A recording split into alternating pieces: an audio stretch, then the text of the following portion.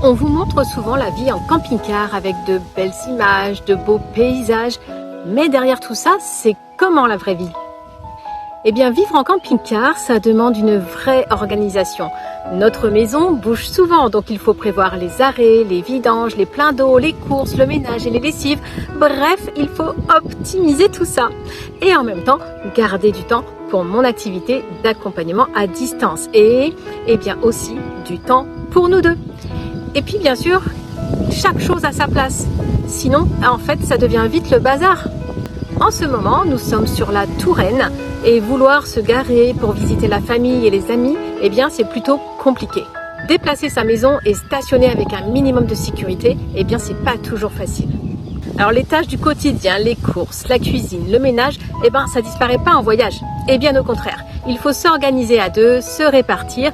Par exemple, eh bien, Bernard s'occupe de l'extérieur pendant que je m'occupe de l'intérieur, comme quand nous étions en fait sur notre voilier en Guadeloupe.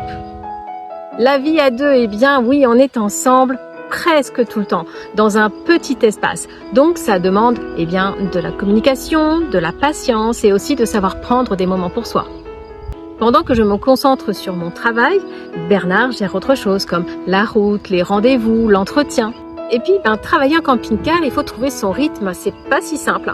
Il faut prévoir d'être à l'arrêt pour les rendez-vous, en appel ou en visio, et de s'assurer qu'il y ait une bonne connexion. Donc, connexion, organisation, motivation, c'est une vraie discipline. Les trajets, les changements de lieu, eh bien, ça fatigue plus qu'on ne le pense. Et oui, ça demande de s'adapter en permanence.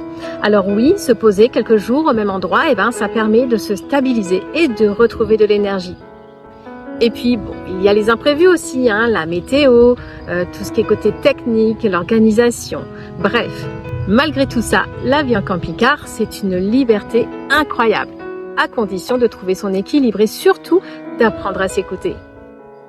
Il nous a fallu 1 an pour trouver notre rythme. Et vous avez trouvé votre équilibre dans votre vie ?